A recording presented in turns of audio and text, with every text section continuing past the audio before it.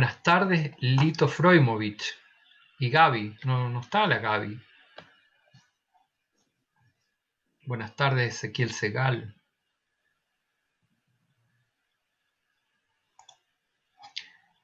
Rebeca Luft, muy buenas tardes, ¿cómo le va?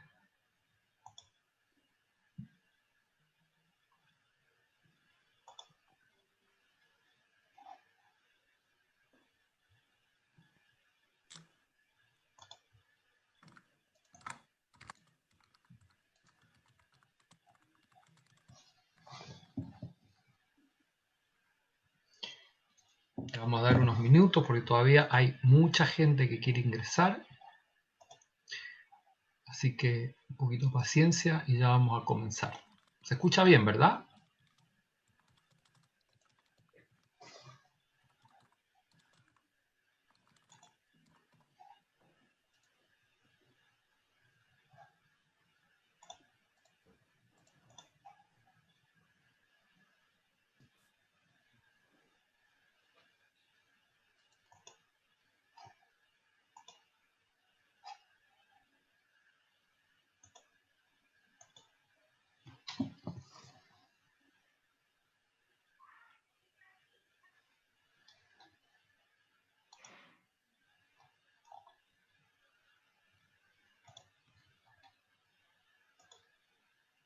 Andrea Paradis, muy buenas tardes. Qué bueno verte por acá.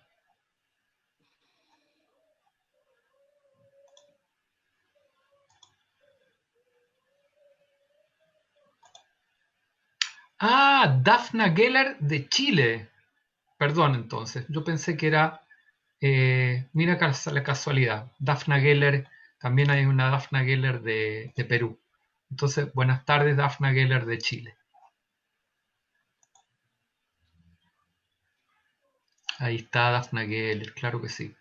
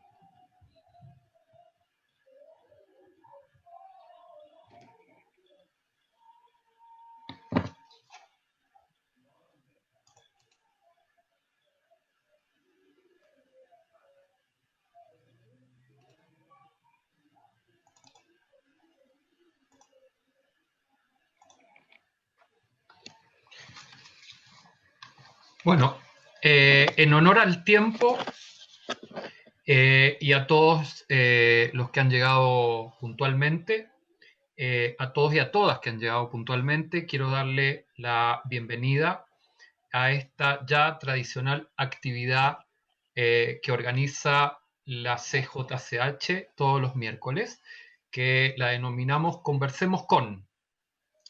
Este miércoles vamos a conversar con 3 invitados de lujo que nos van a hablar de un tema muy contingente. Como todos ustedes saben, recientemente se promulgó la ley que permite a los aportantes de la AFP a retirar un 10% de sus ahorros. Hay muchas interrogantes al respecto. Es por eso que Pamela, Rodrigo e Igal nos hablarán hoy sobre el tema.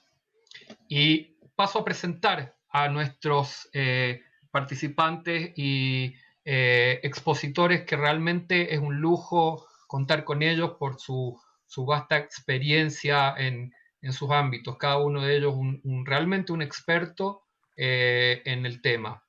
Quiero presentarles a Pamela Ausenker.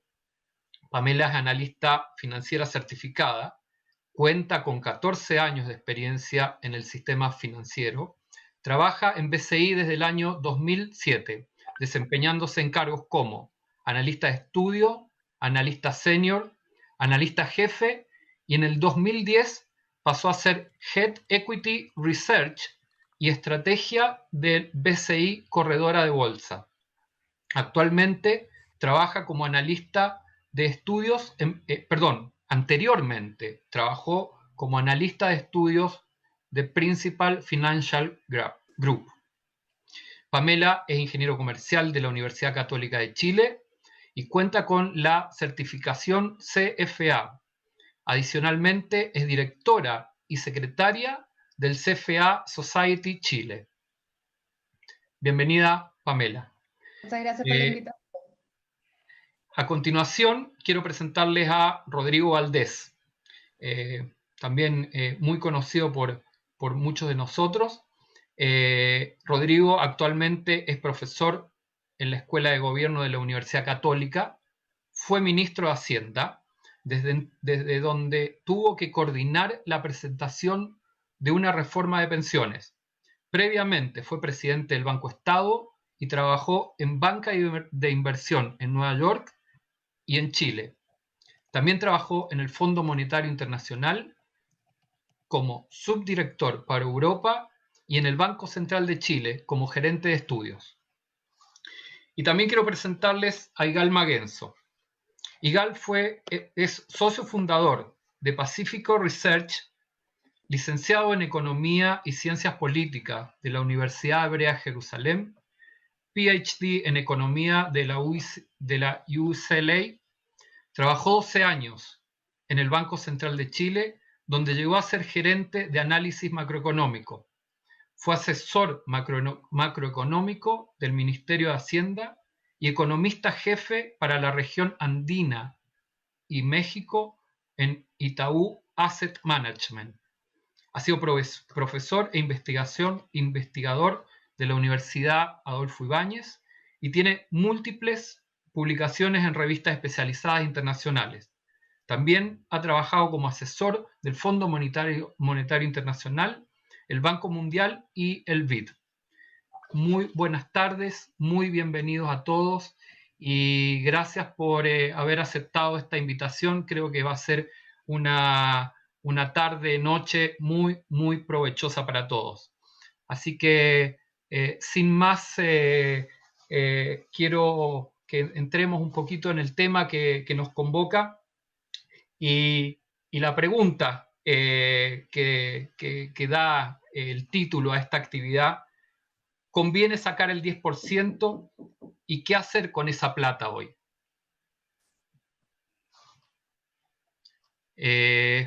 Pamela, si quieres partir. Ya, yo primero voy a hacer una aclaración. Yo no soy político y yo no me dedico a la economía pura, por lo tanto lo mío es mucho más de mercado, mucho más desde lo que yo he podido ver, desde lo que también nuestros clientes nos van preguntando. Ya, para hacer esa aclaración yo voy a dejar todo el tema político y más fuerte económico a los otros dos expositores que son excelentes. Desde mi punto de vista, porque acá yo creo que también tiene que ver mucho la opinión personal, ¿ya? Desde mi punto de vista, yo creo que sí efectivamente conviene sacar hoy día la plata desde las FPs, este 10%, con una gran salvedad. Hay que tener cuidado porque se habla mucho del 10%, pero la verdad es que en algunos casos puede ser muchísimo más, incluso puede ser el 100%, ¿ya? De hecho, de los 10,6 millones de personas que hay hoy día en las AFPs, cerca de 3 millones de personas estarían sacando, si es que así lo optan, el 100% de sus montos, ¿ya? Y tenemos, de hecho, que solamente un 30% en realidad, 24 más 6%, sacan el 10% o menos, ¿ya? Así que es en teoría el 10%, pero como tienen niveles mínimos, ya que es cerca de 1 millón de pesos, entonces claramente que hay mucha gente que va a sacar el todo. ¿Qué creo yo en lo personal? Yo creo que sí conviene hoy día estar sacando esto, porque hay un beneficio indudable que es un beneficio tributario importante a esto, ¿ya? El qué hacer es la segunda pata, que es mucho más difícil, pero quizás mencionar un poquito este beneficio tributario y que tiene que ver con el hecho de que hoy día uno va a poder retirar ese 10% sin ningún tipo de impuestos asociados, ¿ya? Eso significa, uno sabe que cuando mete la plata al AFP, ya sea por el ahorro obligatorio o el ahorro voluntario, obviamente que después uno tiene que esperar a jubilarse para poder sacar esos fondos, y además los hace con cierta tasa de impuesto que va a depender de cuando uno se jubile, qué tipo de ingresos tiene. Pero hoy día está la ventana para que uno lo saque, este 10%, sin ningún tipo de beneficio tributario. Entonces, si ustedes me preguntan si vale la pena sacarlo o no, mi respuesta es que sí. ¿Y qué hacer con esa plata? Hay bastantes discusiones, porque obviamente que es muy personal y depende del minuto en el que esté cada uno hoy día en lo personal. ¿A qué me refiero con esto? Claramente que hay gente que ha perdido sus empleos y por lo tanto necesita esa plata para sus gastos corrientes, ¿ya? Hay otra gente que tiene deudas en el sistema, ya sea los bancos o, sobre todo, lo que son las líneas de crédito, lo que son las tarjetas de crédito, donde ciertamente las tasas de intereses que cobran son sumamente altas. Y en ese sentido, lo primero que uno tendría que ir a hacer, si efectivamente no necesita esa plata para sus gastos corrientes, es ir a cancelar este tipo de deudas que tienen intereses muy altos, como decía. Y para aquellos que tienen la suerte en que efectivamente no necesitan el dinero para sus gastos corrientes, ni tampoco tienen deudas en el sistema financiero o en las tarjetas de casas comerciales, ahí ya entra un gran abanico de opciones, ¿ya? Y acá lo que hay que entender, además, y creo que es algo súper importante, es que sacar este 10% de las FPs o más, en muchos casos, no es gratis, porque obviamente eso va a implicar que el día de mañana las pensiones de uno van a disminuir. ¿Cuánto van a disminuir? Ahí ya depende muchísimo de la situación de cada uno, cuántos años le restan para jubilar. Para aquel que está a punto de jubilar, mañana mismo, claramente que si saca el 10% de su cuenta de la AFP, va a tener un 10% menos de pensiones, ¿ya? O de pensión por el resto de su vida, porque obviamente el saldo total disminuye en un 10% o más, dependiendo de cuánto saque, como les decía. Y para aquellos que quizás estamos un poco más lejos de jubilar el día de hoy, igual va a tener un impacto, que ahí hay que hacer 1.000.000 de supuestos para ver cuál va a ser el impacto, porque hay que empezar a ver cuánto va a rentar cada año, etcétera. Pero sí sabemos que va a tener un impacto y va a disminuir pensiones. Entonces, ahí uno también tiene que ser súper cuidadoso y responsable, y si esa plata estaba destinada a pensiones y gracias a Dios hoy día uno no la necesita para el día a día, no tiene grandes deudas, entonces por lo menos lo que nosotros estamos viendo y recomendando es ciertamente volver a invertirla, ¿ya? Y volver a invertirla a través de una APB.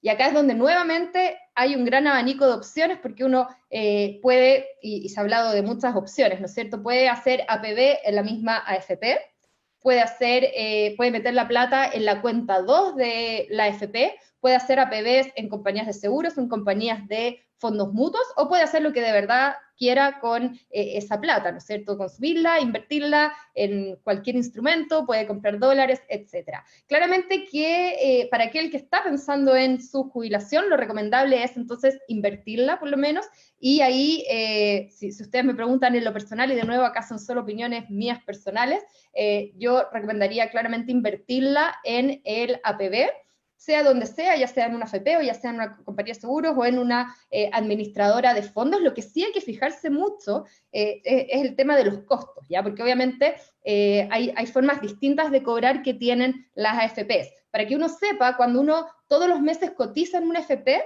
lo que hacen las AFPs es que cobran una comisión, un porcentaje del monto que uno va poniendo. Es decir, si yo pongo 100.000 pesos al mes, un 1%, 0,6%, 0,3%, dependiendo de cada AFP, de esos 100.000 pesos me lo sacan como comisión. Y después no pago nada más por mantenerlo.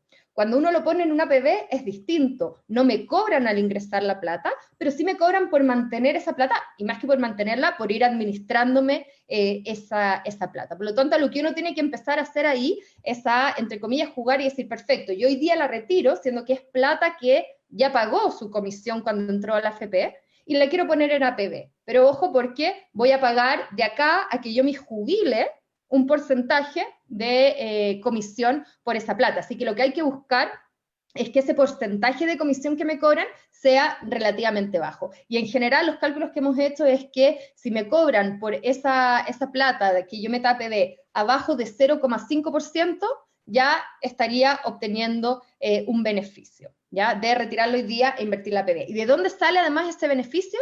Del hecho de que hay distintos regímenes de APB, es bien enredado de explicar, pero hay distintos regímenes y bajo uno de esos regímenes hay un beneficio tributario al invertir en APB, ¿ya? Con ciertos topes, por lo tanto también ahí, ojo, si uno ya está haciendo APB, no necesariamente le conviene o no va a tener todo el beneficio, ¿ya? Pero imaginemos que uno no está haciendo APB y pone estos montos en APB bajo el régimen B. Bueno, en la declaración de impuestos que uno hace en abril del año que viene, va a obtener un dinero extra por haber invertido o por haber puesto esta plata en un APB, ¿ya? Entonces, en resumen, mi impresión es que sí, hoy día vale la pena retirarlo. ¿Y qué hacer con la plata? Depende de la situación de cada uno. Si uno la necesita, obviamente, para el día a día, no hay nada que hacer, la necesita. Si uno tiene deudas, sobre todo deudas, entre comillas, con tasas caras, como tarjetas de crédito o líneas de crédito, claramente lo primero que uno debería hacer es ir a pagar esas cuentas. Y en tercer lugar, si uno quiere, en el fondo, simplemente ahorrar esa plata, considerando que esto tiene un impacto fuerte en las pensiones futuras de cada uno, lo recomendable sería meterla en una APB. Yo sé que hay mucha gente también que ha preguntado, y a mí en lo personal me ha pasado, que muchos me han preguntado si es que conviene comprar dólares y qué hago. Bueno, ahí ya obviamente que es una recomendación muy personal y tiene mucho que ver con cada uno. Entonces, al final de cuentas, lo que debería cada uno pensar es en qué situación está, qué es lo que necesito yo con esa plata, y en función de eso tomar la decisión de dónde ir a invertirla. Muchas gracias, Pamela, por muy clara tu exposición. Seguimos con Igal. La misma pregunta, Igal, ¿cuál es tu opinión al respecto? ¿Conviene sacar el 10% y bueno, ¿y qué hacemos con él? Yo creo que Pamela ya explicó muy bien y con mucha claridad además cuál es la conveniencia económica y cuáles son las opciones que uno tiene al momento de tomar esa decisión.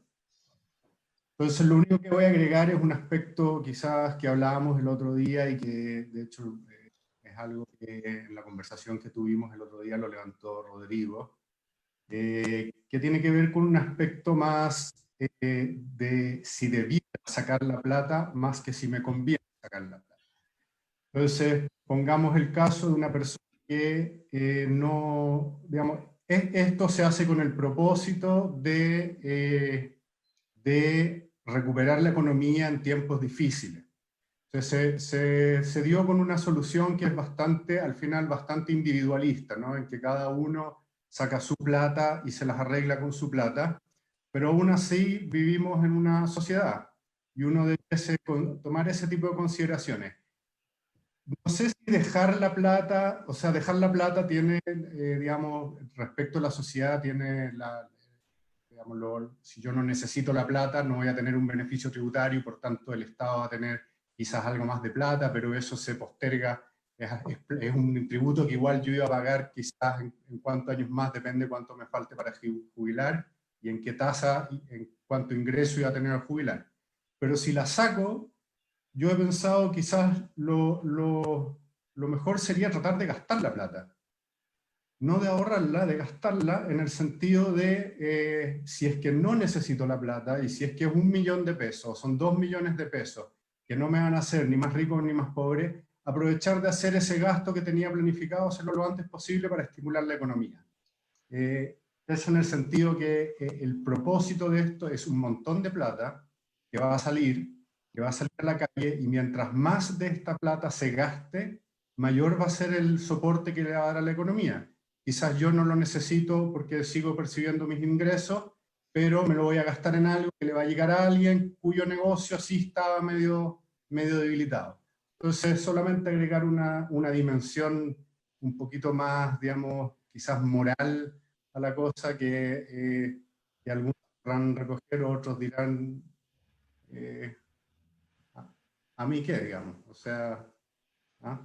Yo creo aclarar un punto. A mí quién me ayuda y se gastan, y los impuestos quizás en qué se lo gastan, pero la idea de esto es tratar de estimular la economía, y la economía se estimula en esta circunstancia lo más rápido posible en la medida que esa plata se vaya gastando. Igal, yo estoy de acuerdo contigo, efectivamente esto tiene un componente obviamente moral, ético, no sé cómo llamarlo, pero también uno igual tiene que pensar que esto va en detrimento de sus pensiones futuras, ¿ya? Por lo tanto, ahí también uno tiene que ser responsable, sobre todo si hoy día no necesita hacer ese gasto o puede hacer ese mismo gasto con otros fondos que tenga, ¿ya? Entonces, también ser cuidadosos que uno habla de su futuro o de lo que pueda sustentarlo en el futuro. Por eso yo decía que también depende mucho de la situación personal. De hecho, si tú te fijas, hay una encuesta que apunta a que el 80% de las personas de bajos ingresos va a estar retirando y un 60% de personas de altos ingresos no la va a estar retirando, que yo creo que tiene que ver con este componente quizá que yo te menciono también. Entonces, si bien es cierto que hay un componente ético, pero uno no puede olvidar que se trata de sus pensiones futuras. Sí, claro. Ahora, en general, antes de que Rodrigo entre en todo esto, pero en general, sí, yo entiendo, Pamela, tú me corriges, que siempre me es conveniente, prácticamente siempre me va a ser conveniente sacarla, volver a ahorrarla, siempre y cuando la ahorre en algo, como decías tú, que las comisiones sean bajas, porque la AFP está administrando esa plata de alguna manera gratis, porque la AFP cobra solamente por la plata que yo ingreso a la AFP, pero una vez que la AFP la tiene, ellos me la administran de ahí en adelante gratuitamente, con lo que me cobraron al momento de ponerla.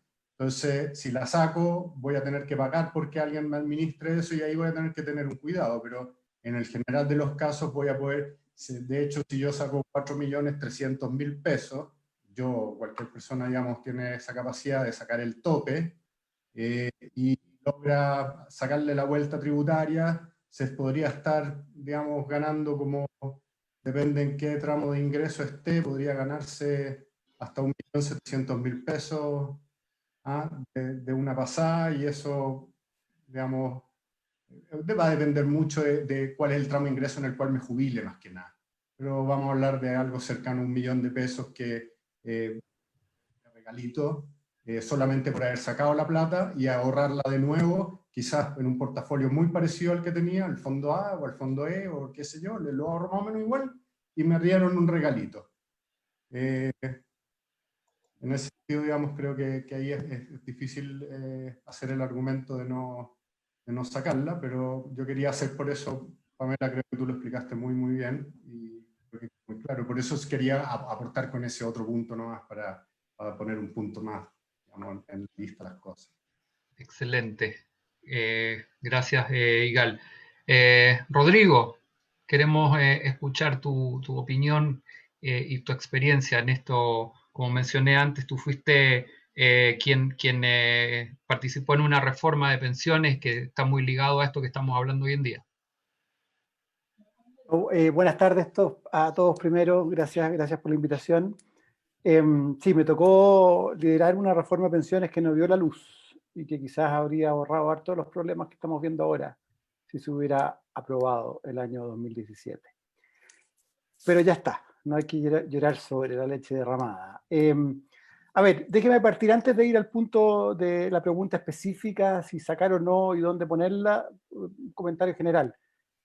Esta es una falla de acción colectiva brutal, es una pésima política pública lo que se ha hecho hoy día.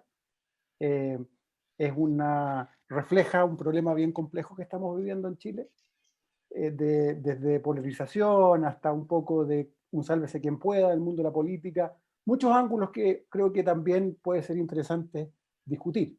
¿Cuál es el siguiente escalón en este deterioro que estamos viendo en las decisiones? Pero creo que, y aquí me voy a separar un poquito de lo que decía Igal, yo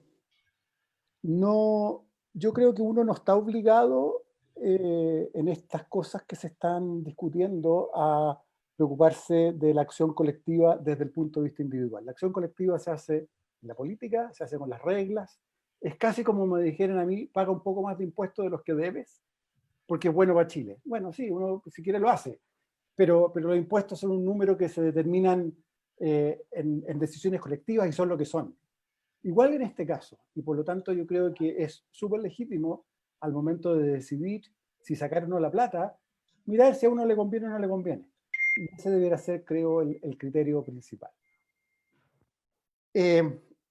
Con eso encima, creo que yo diría primero que es súper importante que la gente saque la plata si es que necesita la plata hoy día. O sea, si de verdad tiene una pérdida de ingresos por el COVID, porque el gobierno no lo deja trabajar, porque tiene la empresa cerrada, porque está en cuarentena, o porque lo que sea, digamos, que es un problema de la recesión que estamos viviendo, creo que sacar esta plata, si uno no tiene otra cosa, es obvio, ¿no es cierto? La pregunta más difícil es si es que uno no necesita la plata. Y por necesitar me refiero de verdad que tuvo una caída de ingresos.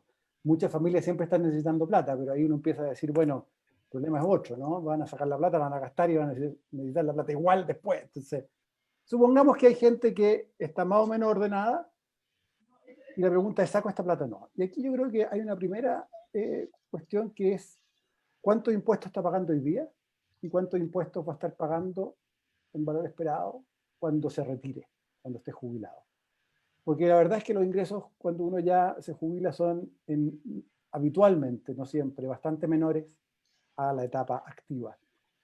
Y mientras más grande sea esa diferencia, la verdad es que más conviene hacer estos mecanismos de APB u otros. Pero la APB, la verdad es que es para gente que está en tramos de impuestos altos. Alguien que está con un ingreso bajo, este año la verdad es que le saca muy poquita plata. El régimen típico de APB más masivo, que el régimen A, en el fondo regala 50 lucas por ahorrar 400 lucas. Pero son 50 lucas nomás, o sea, es mucho esfuerzo para todo el tema. Pero otra cosa distinta es alguien que tenga más ingresos. Pero en ese caso viene una segunda pregunta. ¿Ustedes, si tienen más ingresos hoy día, van a estar haciendo APB igual? Porque alguien que va a hacer APB igual por el límite, la verdad es que no gana mucho sacándolo. La verdad es que va a quedar más o menos igual. Entonces, hay, como decía un poco la Pamela, muchos casos distintos. ¿Okay? Si es que conviene o no conviene. Alguien que tiene un tramo de impuesto alto de nuevo y va a hacer APB igual, la verdad es que yo no veo mucho caso por sacarla. Porque ya llega un extremo que va a sacar la plata, la va a poner de nuevo y le van a cobrar por la administración, como decía la Pamela. Un par de cosas adicionales. El fondo C, o todos los fondos, pero el fondo C en particular, en el sistema de pensiones, funciona muy bien. El fondo A y B también, el B no tanto, pero el C es el típico benchmark, el típico métrica o medida que usan la gente que tiene mucha plata y tiene un family office, eso quiere decir que tiene un equipo de inversión manejándole su propia plata, tiene varias Pamelas contratadas para que le hagan la pega de ver dónde invierte, y le ponen como, típicamente como regla tratar de ganarle al fondo C. Bueno, casi nunca pueden ganarle, lo que demuestra que las AFP en el ámbito de administrar platas, no en otros ámbitos lamentablemente, pero en el ámbito de administrar la plata, son bastante buenas. Y por lo tanto eso también hace pensar, bueno, si saco la plata, debería poner de vuelta más o menos donde mismo, porque es plata para la jubilación, etc. Y si uno la saca, bueno, será APB, será la cuenta 2, será algo así. Pero de nuevo, es súper caso a caso. Estas platas se están administrando gratis de ahora para adelante, por lo tanto sacarlas también es un tema que lleva a pensar si conviene o no conviene. Hay un argumento más para sacar, que yo creo que nos lleva a una discusión distinta, que es si a uno le van a quitar esta plata después. Porque a propósito, ¿por qué no pedimos que saquemos otros 10 o 50 al tiro? Vámonos con todo. Es cierto que no es 10% para todos, para alguna gente, en promedio es 44%. Para la gente de más ahorros en la FP es mucho menos que 10%. Para gente con muy poquito es 100%. Pero la pregunta es, ¿por qué no sacamos más plata? ¿Por qué no presionamos como ciudadanos que haya más de esto? Y hay cierta sensación de que esto fue una mala política, porque en el fondo va contra las pensiones. Pero me lleva a la pregunta que estoy haciendo. ¿No nos irán a quitar la plata? Yo creo que no. Yo creo que la economía política de una locura así es suficientemente compleja, porque hay mucha gente que tiene plata ya. No es como los casos de Argentina o varios otros países donde los sistemas eran más nuevos, que creo que es muy improbable que pase eso. Pero sin duda es un argumento que si alguien cree que eso tiene una chance de pasar, también debiera considerarlo. Excelente, Rodrigo. A propósito, antes de pasar a otro tema, pero también relacionado con esto, hay un mínimo, ¿verdad? Respecto de cuánto se puede sacar de este 10%. Pero si hay gente que quiere sacar menos de esta plata, entiendo que el mínimo es 1.000.000 de pesos. ¿Está obligada a sacar esa cantidad o puede sacar la cantidad que necesite o que crea adecuado según cada caso? No, es un Rodrigo. mínimo. O sea, efectivamente, todos los que tienen acumulado tienen que sacar como menos eso, o salvo en el caso en que no lo tengan. Mira, yo creo que puede ayudar un poco presentar una lámina que fue, si me dan permiso, una lámina que fue hecha por el Mercurio, no sé si la están viendo, de cómo están distribuidos hoy día los fondos de los distintos afiliados. Entonces, si se fijan, tenemos un 27%, que era 3 millones que yo les decía de personas, que van a sacar el 100% de su ahorro si es que quieren sacar. Pueden elegir no sacar nada, pero probablemente van a sacar parte importante. Un 42% que va a sacar entre un 10 y un 100% de su ahorro, porque tiene que sacar este millón en el fondo. Y ya después de esto, que es este 30% que yo les mencionaba, ahí sí uno ya puede elegir sacar menos que su 10%, o aun cuando saquen su 10% va a ser menos que el 10% de sus fondos, ¿ya? Porque tiene un máximo que son los 4.300.000 que hablamos, que está en UF, pero es prácticamente eso. Entonces, yo creo que no hay que olvidar el fondo de esto. Yo comparto mucho de lo que dijo Rodrigo en términos de qué tan buena ha sido esta política o no, y si era evitable o no, pero no hay que olvidar que al final de cuentas el fondo de esto es para poder entregarle una ayuda a las personas. Entonces, aquel que saca menos de 1.000.000, pudiendo sacar este millón en el fondo, es difícil que sea una ayuda tan importante dentro de su economía, porque el fondo de esto está pensado en verdad, porque acá hablamos de invertir, etcétera, pero en verdad está pensado para la gente que ha perdido sus ingresos o que por producto de toda la coyuntura que estamos viviendo y la pandemia, claramente sus ingresos se han visto mermados muy fuertemente. Entonces, yo creo que el fondo es lo que lleva a pensar, creo yo no soy política de nuevo, pero el fondo es lo que lleva a pensar que el por qué hay un mínimo de 1.000.000 de pesos. ¿Ya? Pero ojo, porque como les decía, para muchos va a representar mucho más que el 10%, y para un 6% de las personas va a representar bastante menos. ¿Ya?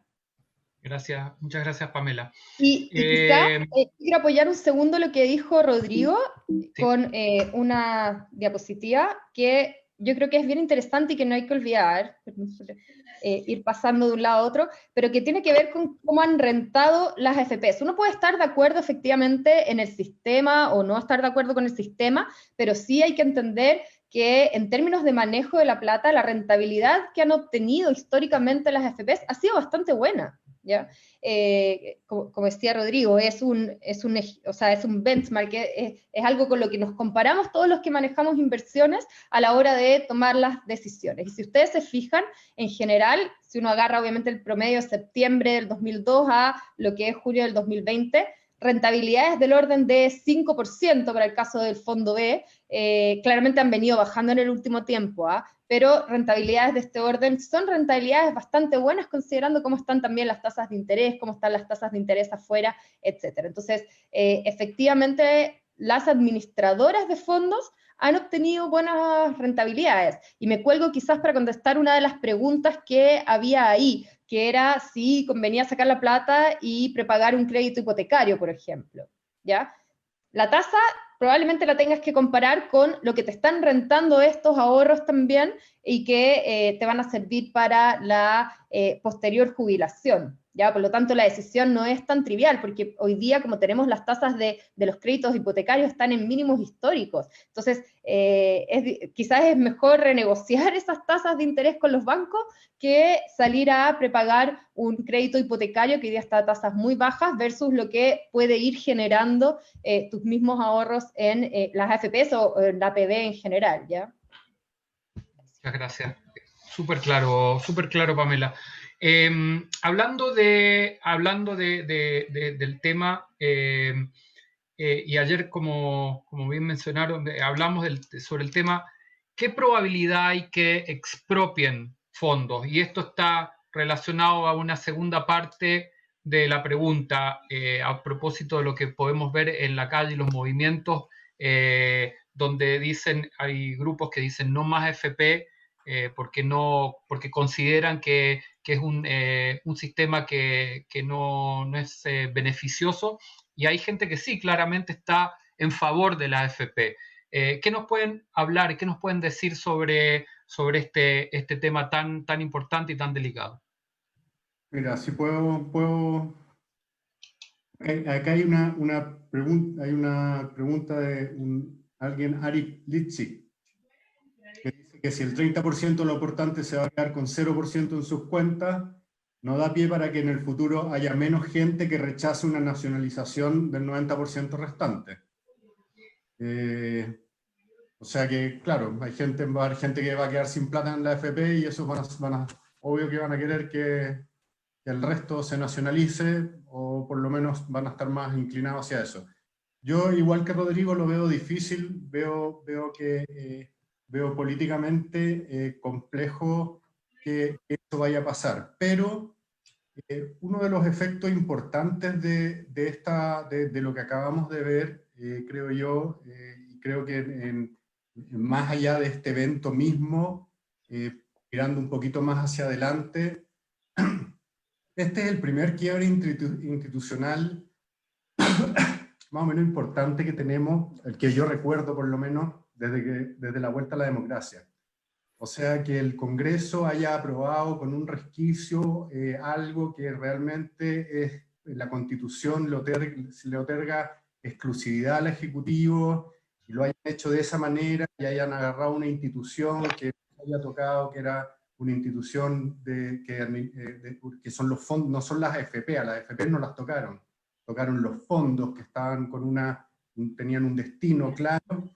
Eso es primera vez, yo creo, desde la vuelta a la democracia que vemos un quiebre institucional, digamos, no muy grande, no catastrófico, nada cambió totalmente, pero ya vemos un quiebre, vemos un cambio. Yo creo que eso nos pone en una situación en que tenemos que empezar a tomar con seriedad que vivimos en un país que es menos seguro de lo que era antes en términos fiscales, que va a tener políticas que van a ser quizás peores.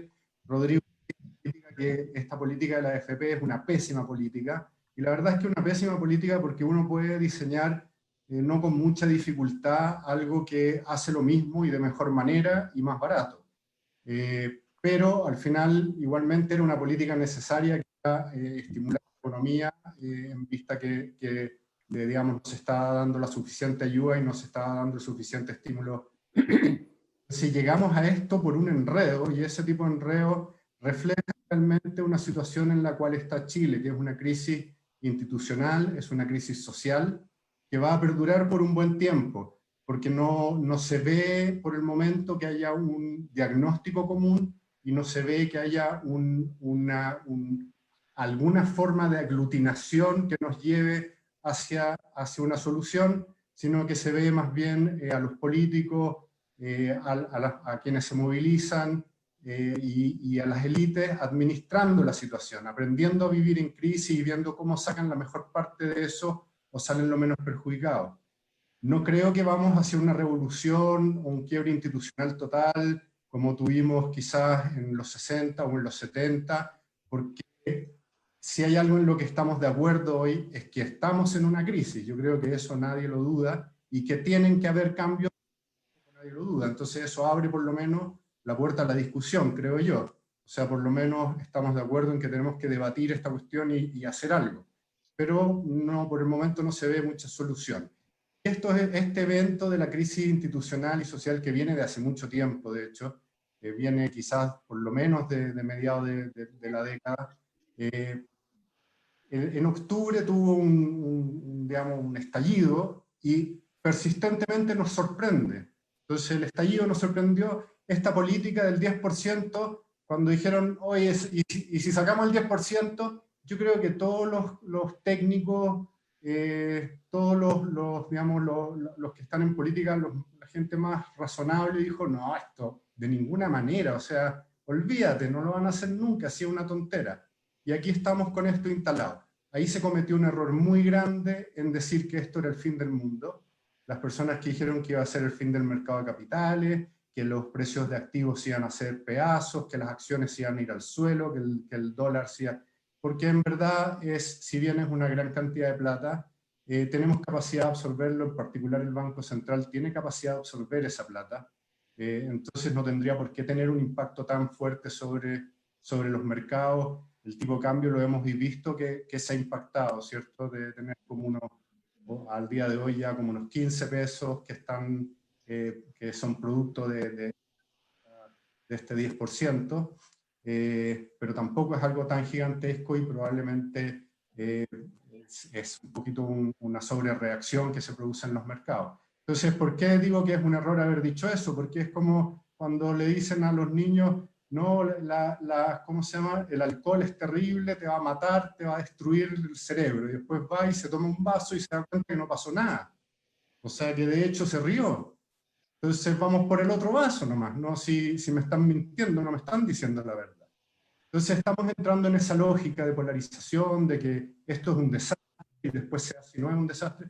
Yo creo que vamos a estar en eso. Y eso lo que implica es, las implicancias que tiene son premios más altos en la economía chilena. O sea, decimos, tener ese tipo de movimiento en las acciones que crecen menos, un país que crece menos, tasas de interés de largo plazo que quizás sean un poquito más altas, un tipo de cambio que quizás sea un poquito más alto.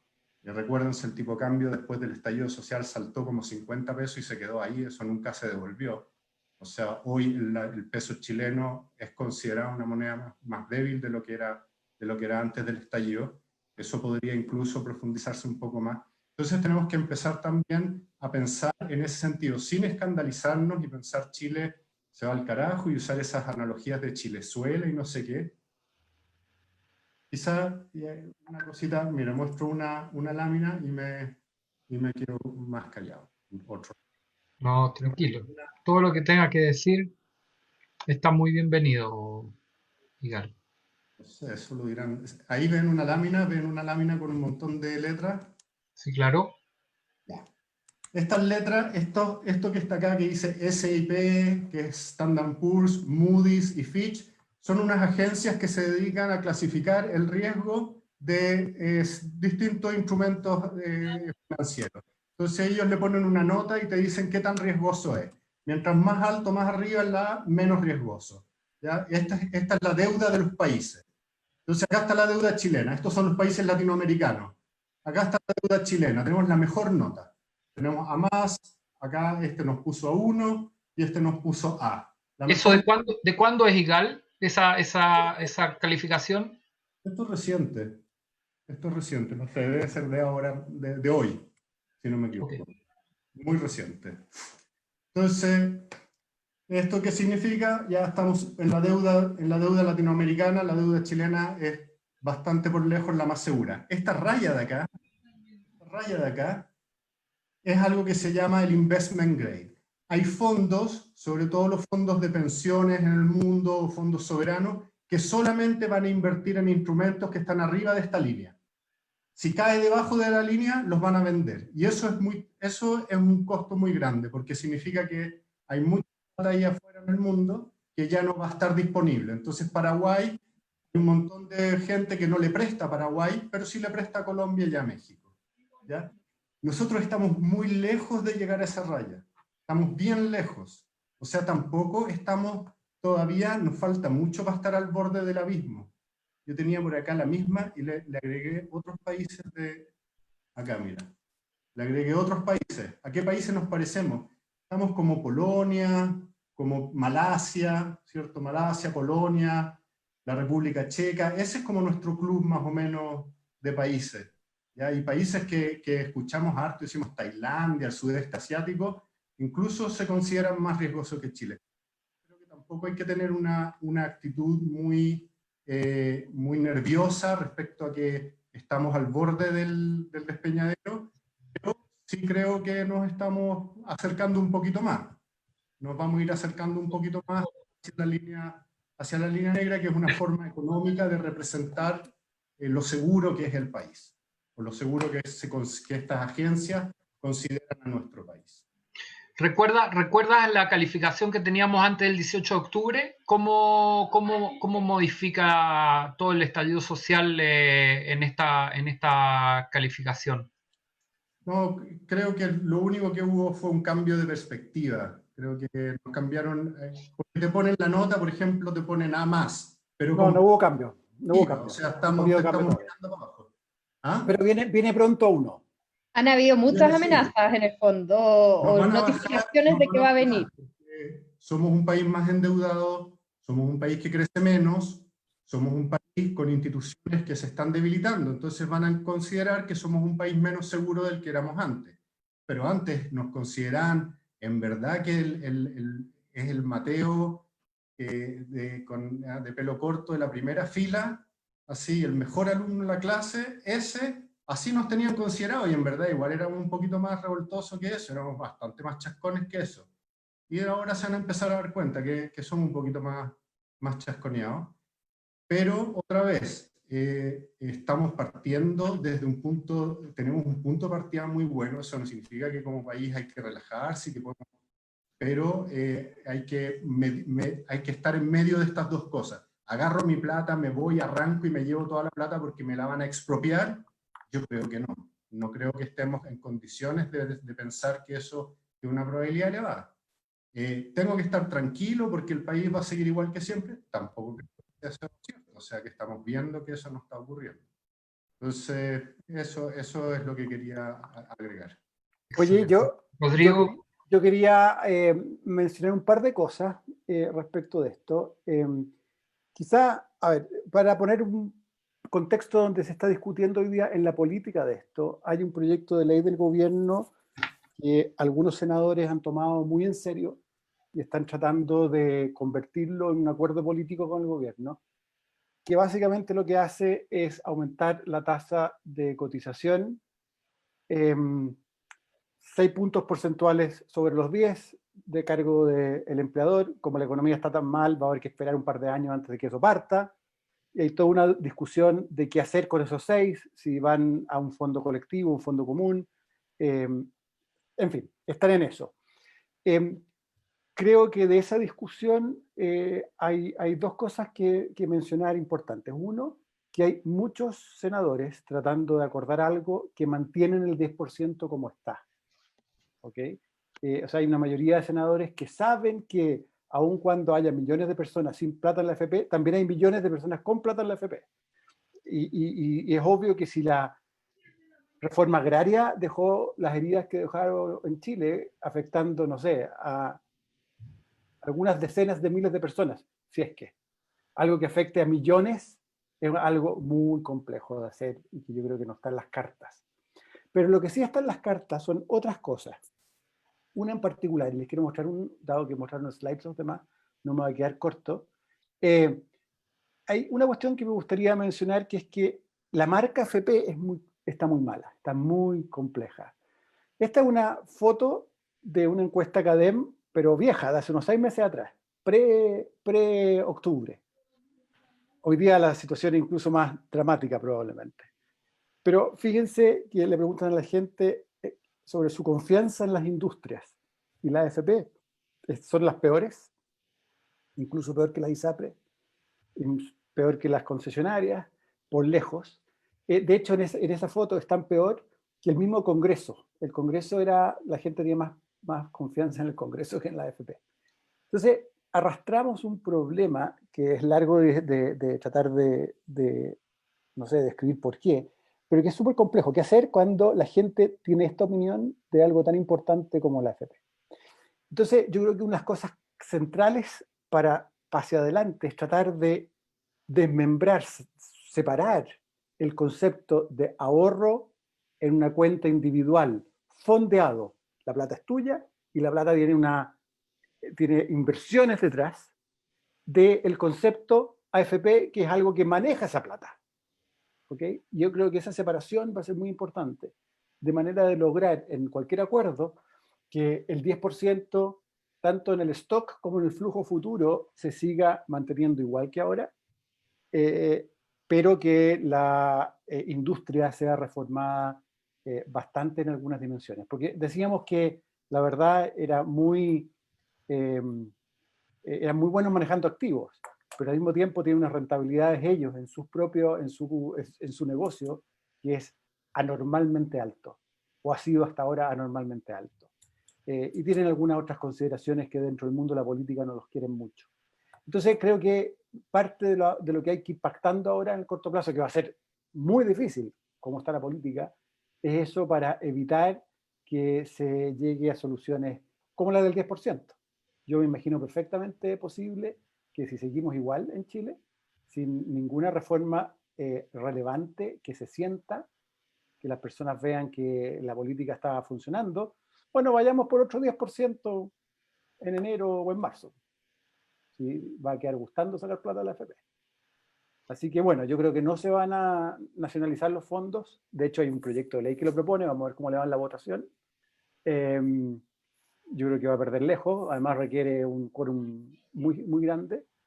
Pero al mismo tiempo tenemos un montón de desafíos desde el punto de vista de cómo mejorar el sistema. Porque el sistema no está funcionando muy bien. Da pensiones malas, la gente no participa, la gente desconfía, que es de las cosas más complicadas cuando uno tiene niveles de desconfianza tan altos. Gracias, Rodrigo. Pamela.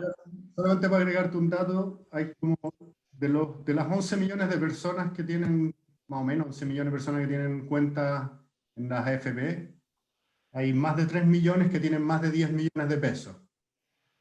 Entonces, son por lo menos esos 3 millones, aunque tengan el 10% y el otro 10% van a batallar si es que quieren nacionalizarle la plata. Sí, yo... A ti, perdón, te toca seguramente invertir, mover estas platas de las AFP. El sistema es beneficioso, conviene. ¿Cuál es tu opinión? Al margen de lo que uno pueda opinar de las AFP, ya dije, en términos técnicos, sí son buenas administrando plata, ¿ya? Obviamente que están muy desprestigiadas y eso juega en contra. ¿Qué opino yo? Yo concuerdo con lo que dice el Rodrigo. Lo único que a mí me pasa es que si algo hemos visto desde octubre a la fecha es que se han roto un montón de paradigmas. Y lo que antes pensábamos que nunca jamás iba a pasar en Chile, ha pasado, ¿ya?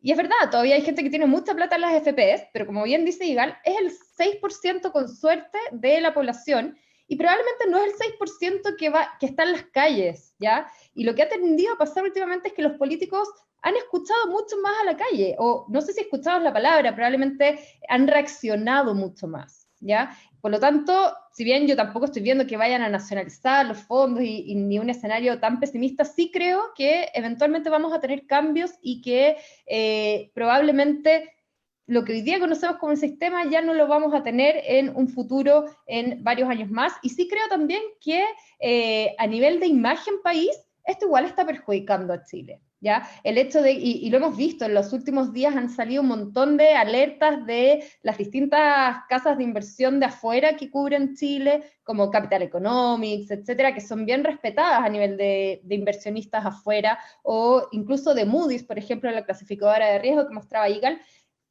con este tono de preocupación de que hoy día son instituciones más debilitadas y de que hoy día estamos viendo que están pasando cosas en Chile que antes veíamos tremendamente lejano. Entonces yo creo que ahí, si bien no estoy diciendo que todos salgan corriendo, por favor no me malinterpreten, pero sí creo que hay riesgo, sí creo que hoy día estamos en un país un poquito más riesgoso que lo que estábamos antes del 18 de octubre, y que si algo han demostrado los políticos también es que muchas de sus convicciones que tenían las han dejado un poquito de lado para poder reaccionar también a lo que la gente va pidiendo. Yo estoy de acuerdo, Pamela, que Chile es mucho más complicado que hace 2 años. Y eso que hace 2 años era más complicado que los primeros 4. La mitad de ustedes se van a enojar, pero la verdad es que hemos tenido un gobierno bastante inoperante.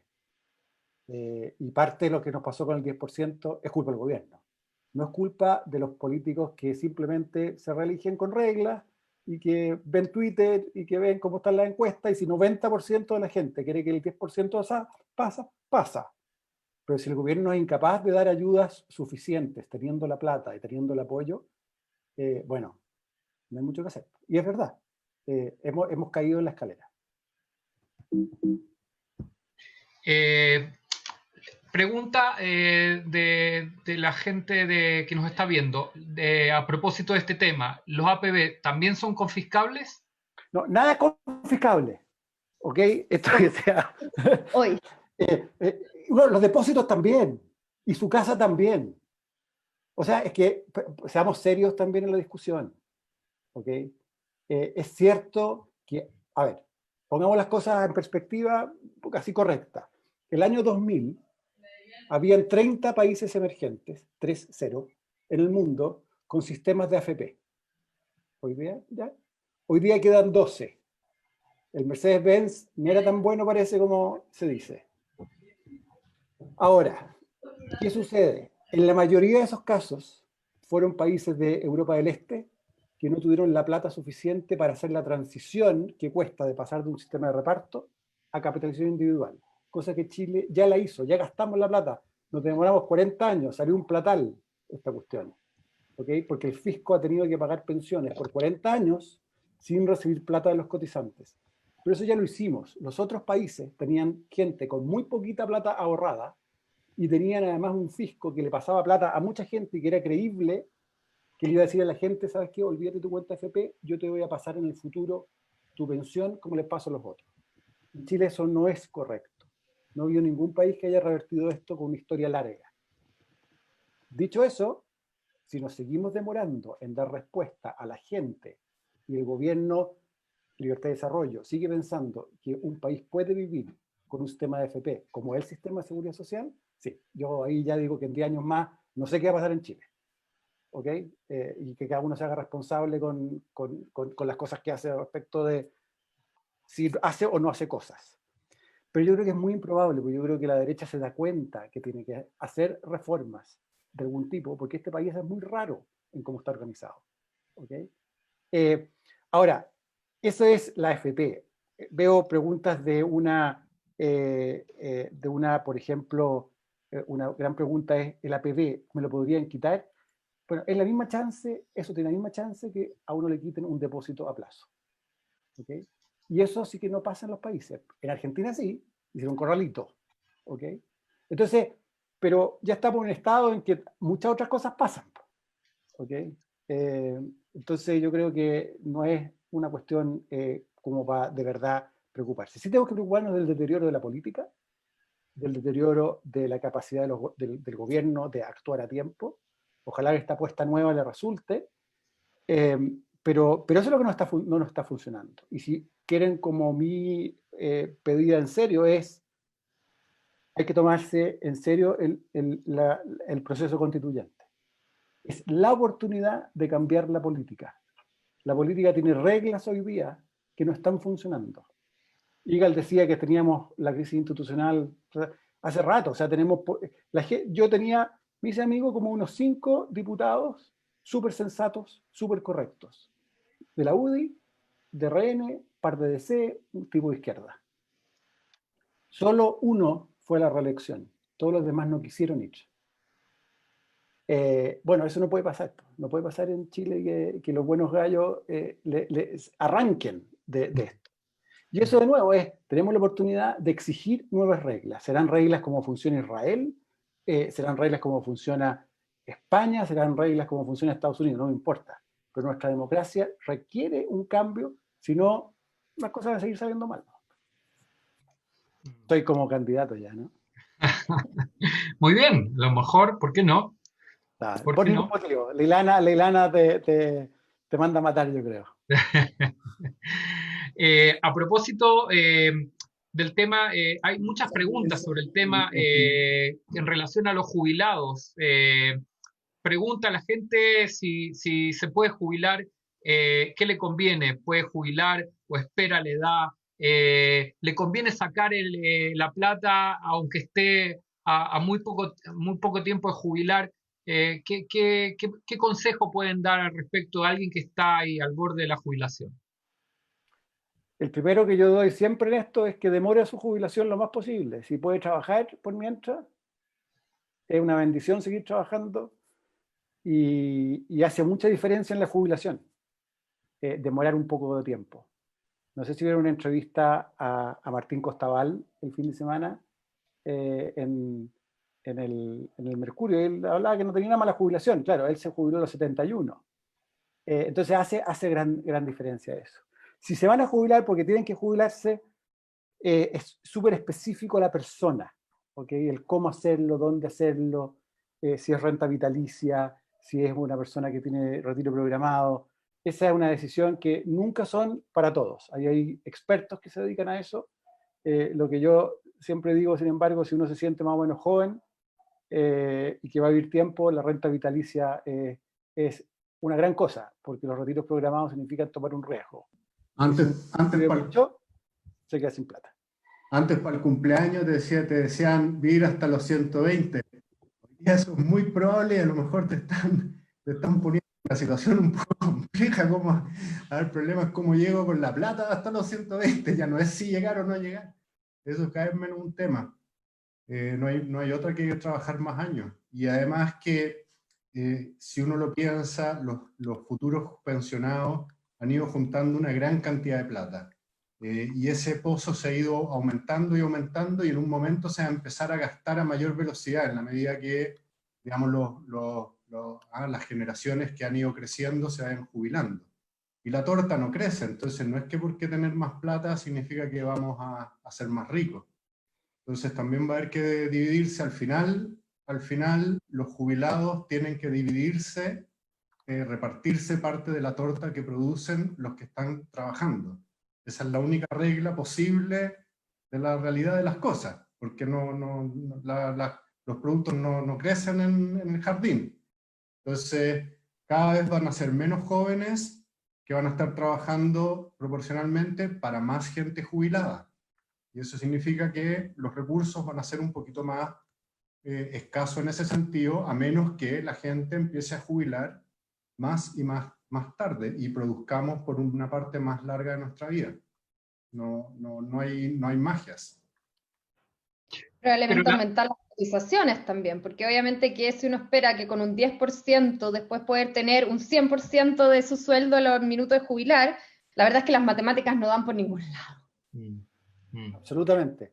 Pero perdón, dale. La pregunta es si están, si no necesitan el 10%, retirar el 10%, ¿qué hacen? ¿Lo dejan, lo retiran y lo invierten en otro instrumento? Mientras tanto esperan su periodo, su época de jubilación, lo dejan ahí para tener más fondos en su jubilación. Esa es un poquito también la pregunta. ¿Qué hacen? El que está a punto de jubilar es el caso más limpio de la persona que individualmente le conviene sacar la plata y volver a invertirla en otro instrumento, porque si la sacas como jubilado, vas a tener que pagar un impuesto sobre eso. En cambio, si la sacas hoy, te vas a ahorrar ese impuesto y lo puedes poner en un depósito o comprar una renta vitalicia, no sé si te venden una renta vitalicia de 1 millón de pesos o 2 millones de pesos. Pero... la ponen a PB nomás al tiro. ¿Ah? La ponen a PB inmediatamente, por el ratito. O lo podéis poner no, porque si ya te estáis jubilando, pero claro, lo ponéis de alguna manera Devuelve el complementario. ¿Y la renta de la APB es igual que alguien más joven o va en función de la edad? Es igual nomás. ¿La qué, perdón? La renta de la APB. Igual. Si el que más se tiene que hacer esta pregunta, yo creo que el cabro más joven, ¿no? Que va a sacar un poco de plata, que le puede rentar por muchos años y ver cuál es su alternativa y está en un tramo bajo de ingreso. Entonces el cabro que ¿ya? Que está en un tramo que prácticamente no paga impuestos y tiene ahí, acaba de juntar su primer $1.000.000 y dice, chuta, ya me lo voy a sacar, me lo voy a gastar. Como decisión financiera probablemente esa no es muy buena. Pero para el que está a punto de jubilar, financieramente es de toda lógica, digamos, sacar la plata y reinvertirla con un poquito más. ¿Vale? Va a ser una diferencia enorme, ¿no? En tu jubilación probablemente va a ser un par de lucas, no creo que sea mucho más que eso. No estoy seguro, digamos, pero me suena que si puedo sacar 4.300.000 pesos hoy, que me voy a jubilar y lo divido en, no sé, 20 años de jubilación, 30 años de jubilación, te da unas lucas mensuales, no sé si es mucho. Pamela. No, yo creo que son decisiones muy personales porque depende de cuánto te falta, depende del tramo de impuestos en el que tú estés, depende si ya estás haciendo APB o no estás haciendo APB. Si, por ejemplo, estás en un tramo de impuestos alto y no estás haciendo APB, obviamente hay que sacarla quizás y ponerla, si es que efectivamente quieres después ponerla a APB, te va a traer este 1.700.000 que hablábamos en abril. Entonces yo creo que ahí es súper difícil hacer una recomendación generalizada porque depende mucho de no solamente la edad de la persona, sino la situación personal de cada una de estas personas. ¿Ya? Cuando termina esta charla, con la Pamela, Rodrigo y yo nos quedamos y aprendemos uno por uno, vemos su situación y Ahí cobramos, sí, ¿no? Ahí cobramos. Sí, Como una tajadita. le cobramos el 10% de lo que se ahorre. Muy bien, y una parte para la CJCH, obviamente. Eso ya lo podríamos hacer. Por supuesto. Mucha gente preguntó y parece Rodrigo dio algunas respuestas en el chat, pero sigue preguntando y para todo el mundo que tal vez no vio la pregunta. AFP estatal, AFP privada, ¿es posible que convivan ambos sistemas?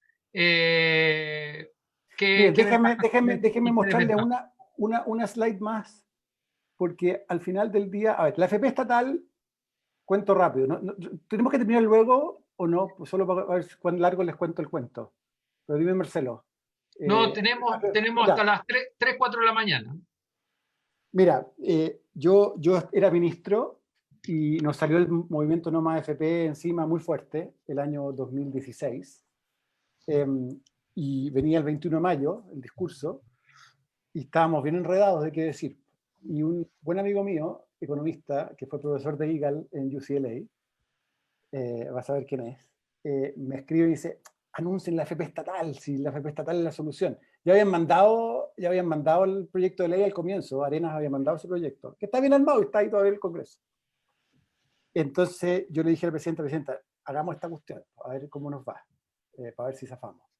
Y él lo anuncia, que le va a poner urgencia al proyecto de AFP estatal. Y al día siguiente los gritos y los rayados en el centro de Santiago ya no eran No Más AFP, sino que era No Más AFP ni privada ni estatal. Entonces, el nombre está matado. Entonces, hay que hacer algo distinto. Ahora, antes de ir al qué hacer, déjenme mostrarles un grafiquito que es súper simple, pero creo que ayuda a entender. La Pamela dijo, tenemos que cotizar más. Eso es seguro. Con 10% no vamos a llegar. Y además tenemos que retrasar la edad de jubilación. Es una pelea monstruosa que viene para adelante, pero si nos seguimos retirando a los 60 y 65, no, esto no da. Pero, mientras hacemos lo de la cotización, fíjense lo que sucede si la cotización va a un esquema de ahorro. Por ejemplo, a un esquema de ahorro individual.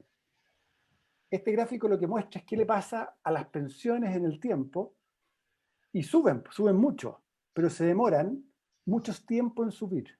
Tienen que pasar 40 años, toda una generación, para tener todo el efecto de subir las cotizaciones. Una persona que está un año a cotizar, le sirve re de poco cotizar más por un año. Ya no cotizó 39 años. ¿Okay? Entonces, el problema es que se demora. Entonces, ¿qué hacemos con la gente ahora que se está retirando? Y eso nos lleva al reparto. El reparto es usar parte de la plata que se recauda para mejorar las cotizaciones hoy día. El problema de eso, sabemos, es que las pensiones suben ahora, pero empiezan a bajar en el futuro. ¿Okay? ¿Por qué? Porque hay menos gente trabajando en el futuro, como decía Igal. Entonces lo que hay que hacer es buscar una combinación de esto. De hecho, de los 6 puntos que se discuten, no se pueden gastar más de 2 en esto, en reparto. 4 hay que borrarlos. Si el ahorro es colectivo y por lo tanto la gente más que le va mejor dentro de una generación ayuda a otros de otra generación, está bien. Piensen en lo siguiente, nosotros premiamos cada peso invertido, cada peso aportado al sistema. Otros sistemas en el mundo, Israel funciona, por ejemplo, de esa manera, premian no solo eso, sino que premian también los años cotizados. Si una persona cotiza más años, tiene más derechos. Bueno, con ese 6% se pueden hacer ese tipo de cosas. ¿Okay? Ahorrar una buena parte, ahorrarlo de una manera distinta, ahorrarle un sistema separado del 10% para que no tenga que tener fuerza de venta, para que sea súper simple. ¿Cómo funciona? En Suecia, cómo funciona en Canadá, cómo funciona en muchos países desarrollados, que funciona bien. Copiemos las cosas que funcionan afuera. Pamela, ¿cuál es tu opinión al respecto del tema? ¿AFP estatal, AFP privada, ambas? O sea, mi opinión personal es que una AFP estatal no va a ser algo muy distinto a lo que hace una AFP privada, ¿ya? Y concuerdo con que hoy día están tremendamente desprestigiadas y ya el nombre AFP a la gente le da nervios y ya no le gusta. Entonces, es difícil, porque la verdad es que una AFP estatal puede venir a poner más competencia, que definitivamente se necesita más competencia en el mundo de las AFPs, pero no porque lo administren mal, sino porque obviamente cobran probablemente un nivel de comisión más alto para el nivel de gasto o el nivel de patrimonio incluso que tienen que tener hoy día invertido. Pero me cuesta pensar, a ver, y creo que también uno tiene que entenderlo, una AFP estatal no viene a terminar con el problema de las bajas pensiones, ¿ya? Puede ser que a uno le cobren menos efectivamente en términos de comisiones, que eficiente en ese ámbito al sistema, pero hoy día no va a mejorar las pensiones de la gente, o lo va a mejorar de manera más bien marginal, porque como bien comentamos antes, hacen una pega relativamente buena en términos de administración de plata, o cómo están invirtiendo hoy día la plata que les da. Entonces, a mi juicio por lo menos, una AFP estatal no va a calmar los ánimos y tampoco es que efectivamente va a mejorar las pensiones, que es el gran problema de fondo. Si bien de forma hoy día quizás la gente está pidiendo no más AFPs, etcétera, esto es porque obviamente las pensiones son sumamente bajas y la única forma de hacerlo es con cotizaciones también más altas, con dilatar la jubilación y probablemente subir la edad a la que uno se puede jubilar, etcétera. Entonces yo creo que aquel que pide no más AFPs también tiene que entender esto, ¿ya? Primero porque además hoy día hay un tema en las AFPs, que es que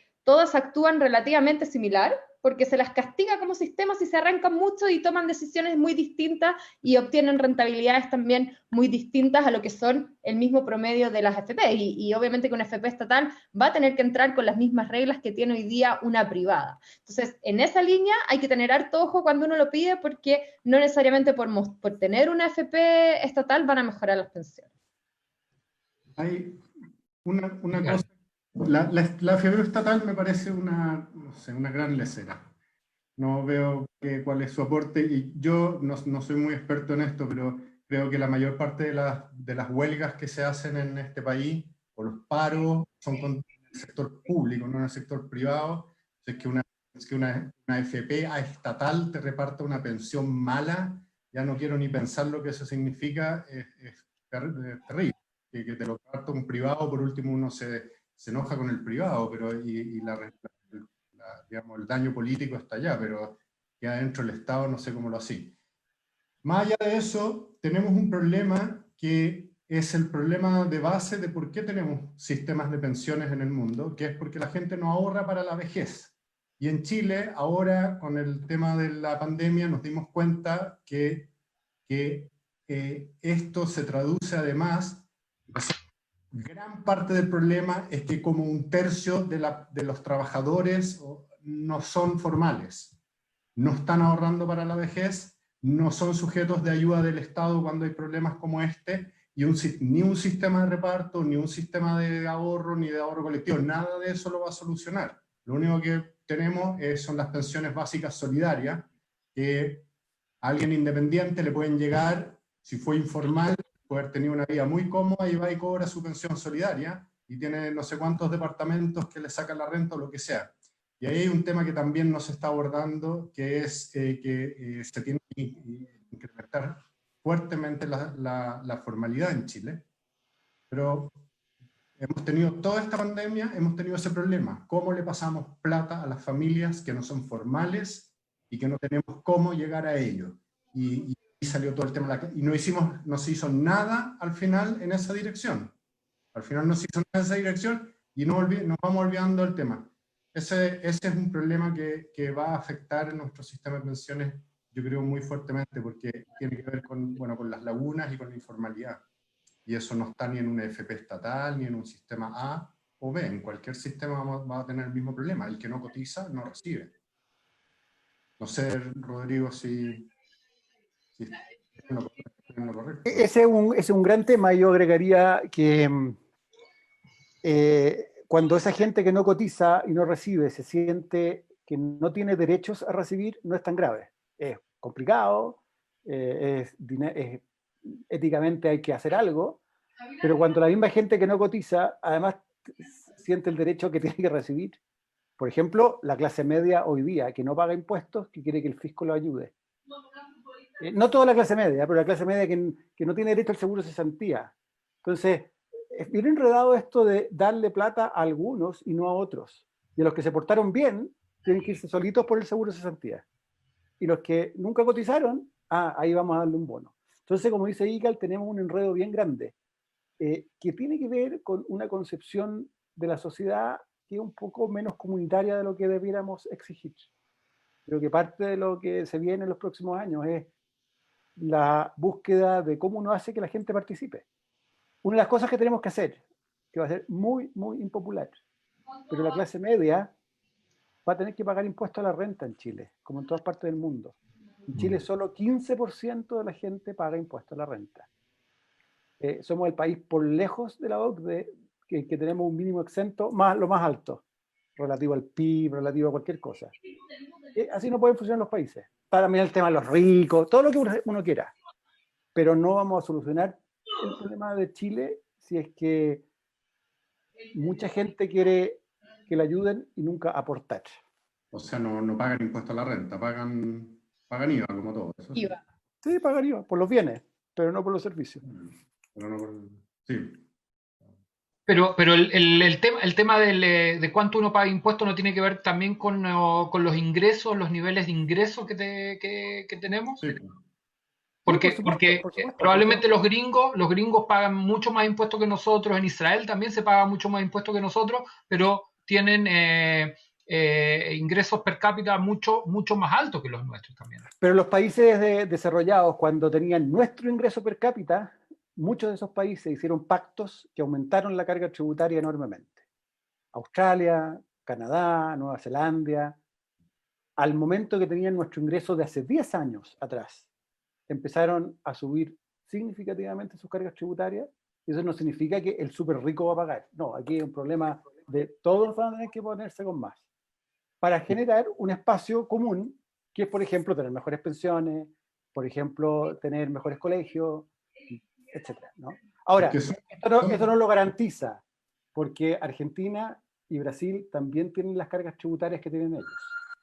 ¿Okay? Y se gastan la plata pagando intereses de la deuda cuando no están en default, y no sé en qué más. Y por lo tanto, no es solo eso, ¿okay? Es mucho más que eso, pero con lo que tenemos no alcanza. Y somos malos para hacer ciertos cálculos. Porque tú dices, mira, hoy las FP y uno todo aportó todo y saca una pensión súper mala. Pero si tú cotizaste toda tu vida laboral, digamos, cotizaste el 10%, significa que juntaste 4 años. Ya, la FP te sacó rentabilidad. Entonces, triplícalo. 12 años. Llegaste de los 25 a los 65 y tenías 12 años de sueldo para vivir a tu sueldo promedio de tu vida, no al último sueldo que seguramente es el más alto, el sueldo promedio. Y no vaya a vivir 12 años más desde los 65, vaya a vivir 30, entonces ya son medio, entonces, claro, si no ahorro nada, entonces después llegamos al final de la vida y decimos, pucha que son malas las pensiones, que el gobierno nos dé más plata. ¿Y de dónde si pagamos poco impuesto? ¿Ya? Entonces, ¿quiénes pagamos poco impuestos?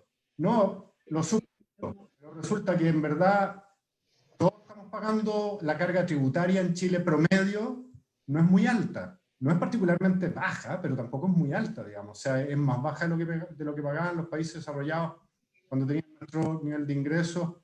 Hay que subir la carga tributaria. Pucha, pero no, y ahí, bueno, pero la cuestión, ¿suma o no suma? No, si ahorro poco, si pago poco impuesto, hay poco para hacer. No hay más. Pero eso repercute igual también en otros ámbitos de la vida, en la salud, en la educación, que por cierto, en nuestro país creo que estamos bastante al debe en la salud y en la educación pública. Yo Yo creo que creo tiene que ver con qué la viene salud, primero, si puedo el huevo o la gallina. yo creo que tenemos nuestra salud pública, creo que que no me escuche nadie que haya tenido que usar la salud pública, porque es tremendo usar la salud pública, es relativamente buena comparado con todos los países del mundo. No, hay muchos países desarrollados que tienen sistemas de salud que no tienen la tasa de mortalidad, morbilidad en Chile es muy baja, incluso en el sistema público. Te tratan quizás pésimo, te mandan y te dan una cola tremenda, pero finalmente tenemos atención de salud y en Latinoamérica sin duda la mejor. Nuestro sistema de educación es malo, es muy malo, el mejor de Latinoamérica en los resultados comparables, pero sigue siendo bastante malo. Entonces tampoco hay que decir, no, acá partimos de un desastre, no. Tenemos sobre qué construir. Lo que pasa es que tenemos un problema que no, como dije antes, no tenemos un acuerdo de qué es lo que queremos construir y cómo lo vamos a hacer. Ese acuerdo no lo tenemos y eso nos va a mantener en una crisis social e institucional. Respecto a lo que decía Rodrigo, hoy día un cabro soltero trabaja conmigo, le pagamos 2 millones de pesos, no paga impuestos. Impuesto a la renta paga casi nada. Y es solo. Ese cabro es más rico que yo. No, una duda. O sea, yo tengo que pagar A, B, C, D, E, tengo los niños, lo esto, lo otro, y pago impuestos. Entonces, algo no estamos de un lado ni de otro, estamos construyendo algo en ese sentido. Y no podemos esperar milagros de que vamos a gastar más y van a haber mejores pensiones y mejor sistema de salud y mejor sistema de educación y sin poner más plata. Al revés, vamos a sacar la plata de las AFP. Entonces, tenemos que entender que ese es el país en que estamos y yo no sería ni tan optimista, como dije antes, ni tan optimista ni tan pesimista, pero cuando uno toma decisiones de qué hacer con la plata, si la dejo acá, me la llevo para afuera, lo pongo en activo fijo, qué sé yo, cuando vaya a hablar con la Pamela, vaya con el bichito que le dice, cuidado, que este país quizás las cosas van a ir poniendo en ese que estábamos, en los jamás, puros jamás, ya vamos a ir ahí cayendo un poquito y nos vamos a ir pareciendo a otros países quizás de Latinoamérica, quizás más parecido a México, quizás más parecido a Colombia en una primera instancia. Excelente. Para pasar a otro tema, pero también no menos importante, según ustedes la experiencia, ¿cuál es qué hay que esperar de Chile en relación al corto y mediano plazo? Terminando la pandemia, ¿cuál es el escenario? ¿A cuánto podemos crecer, volver a crecer? ¿Cuándo vamos a volver a ser el Chile, si es que vamos a volver a ser el Chile de antes del 18 de octubre? Parto yo si quieren. Yo creo que nunca vamos a volver a ser el Chile de antes. Yo creo que muchas cosas cambiaron estructuralmente y tenemos que también acostumbrarnos a eso.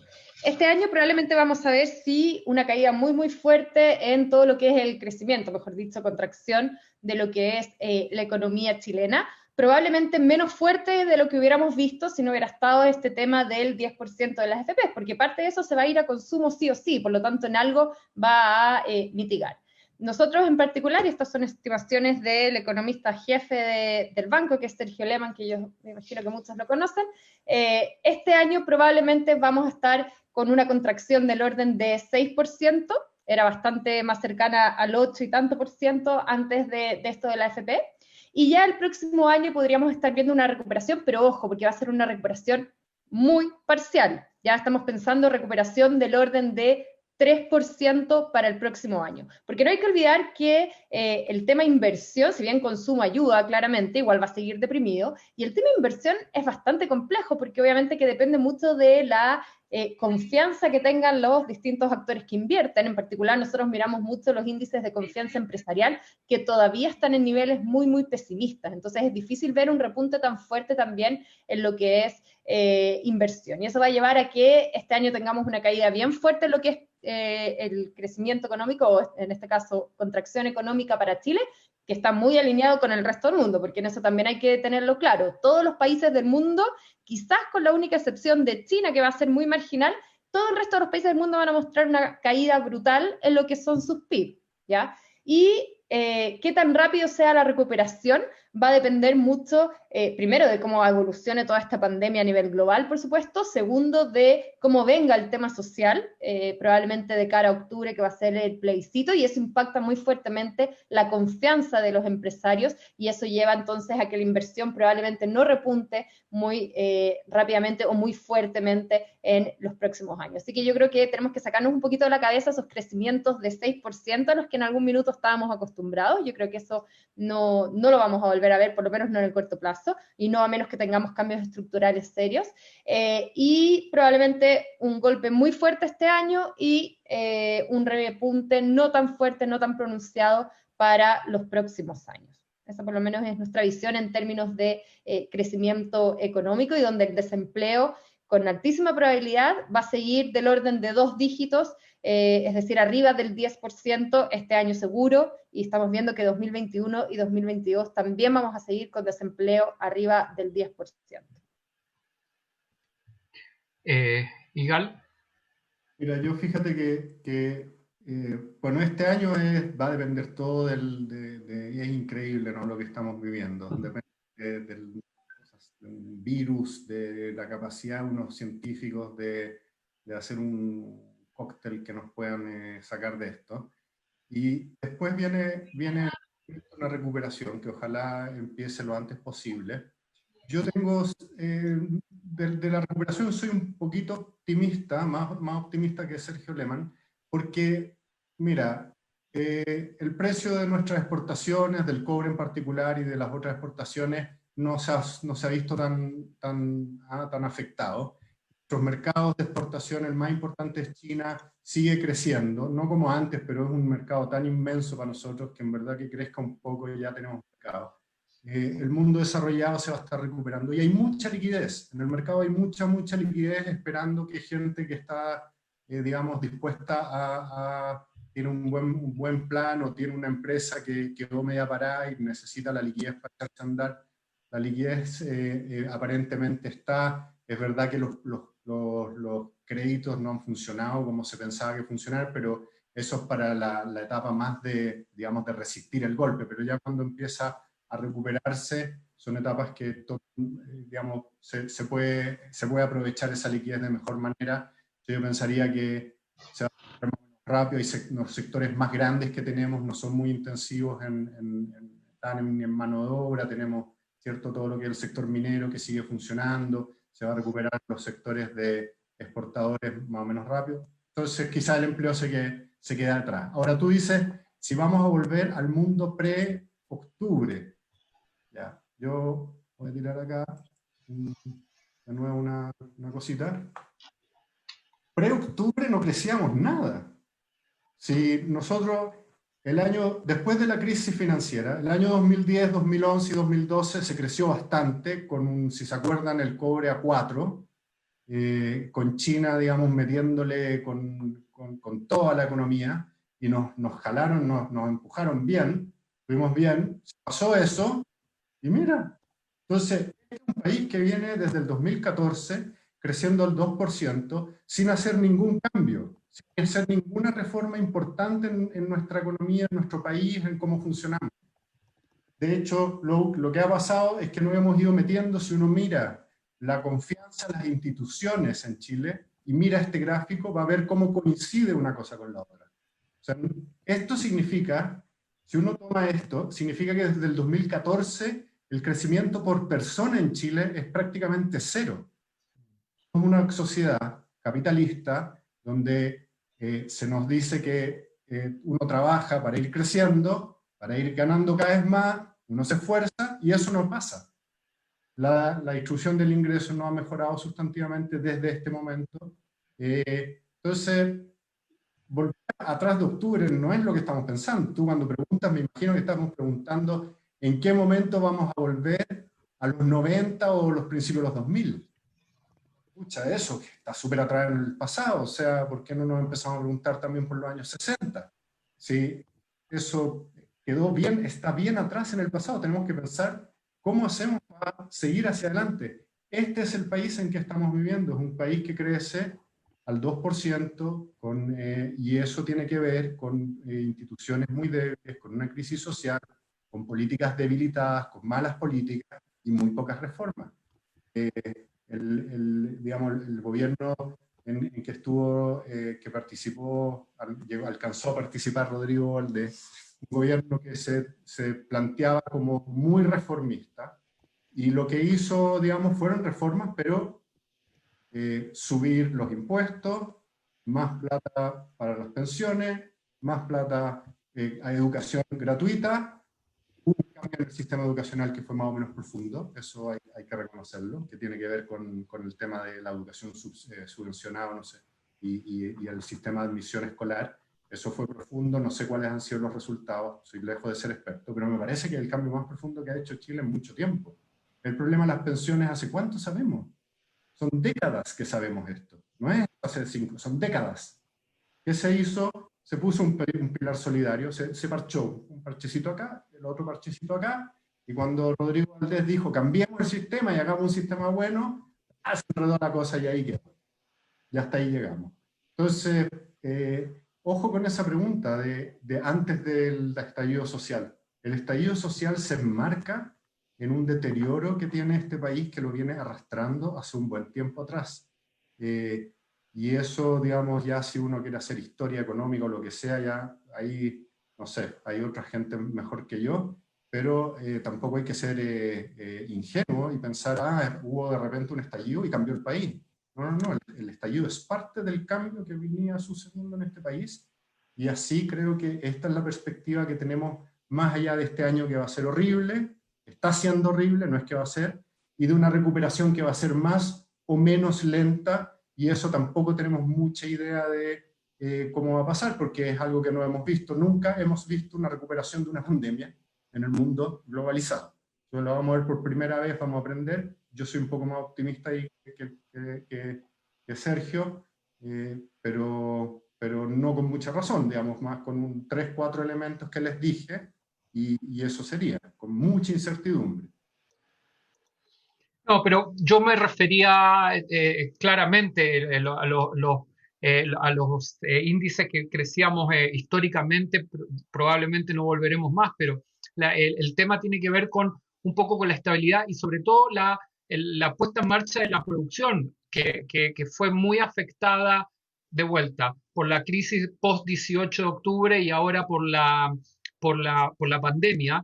La producción está parada, el desempleo creció fuertemente, y existe la posibilidad de volver a los niveles que teníamos, por ejemplo, desempleo anterior al 18, no necesariamente crecimiento, sino que se va a dar el escenario para que aquellas empresas que hoy, o negocios que hoy están cerrados porque no están produciendo, o porque no pueden producir, van a volver a ese escenario anterior. Seguramente eso pasa en Oye, 2 un etapas, momento, ¿no? yo me tengo que ir porque me van a matar acá, así que donde ¿Quién manda te va a que- matar? tú sabes. Marcelo, gracias. Sorry que me tengo que ir, pero tenía permiso hasta las 8:30 nomás. No, Gracias. muchas gracias. Antes que te vayas, Rodrigo, acá decían algunas personas que este es el nuevo gabinete del próximo cambio. Sí, la Tú, Pamela tú y Pamela e Igal. exactamente. No, yo no. Yo ya pasé por esa.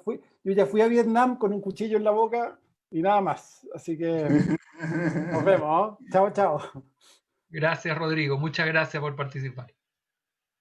Yo decía solamente que eso va a haber dos etapas, ¿no? Va a haber una etapa que seguramente va a ser más rápida, que es recuperar cosas que son más fáciles de recuperar y que han estado paradas más bien por el tema del distanciamiento o la cuarentena. Y una vez que se vaya levantando eso, pueden volver con mayor facilidad a producir.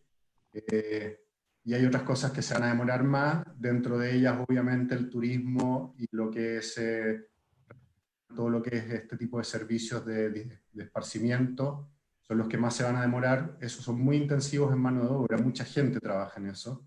Entonces el empleo se va a demorar más que la economía. Y después ya, una vez que recuperemos lo que es más fácil recuperar, ¿cierto? Después ya va a venir una etapa más en que vamos a enfrentarnos a nuestra normalidad y vamos a encontrarnos con qué país somos. Pero claramente esto tiene un problema. Uno es que rearmarse no es igual que, no es cerrar y abrir, ¿cierto? Tiene costos volver a abrir, volver a empezar, volver a buscar los mercados. Seguramente quizás quede con deudas o cosas que no pude pagar, entonces no voy a poder abrir.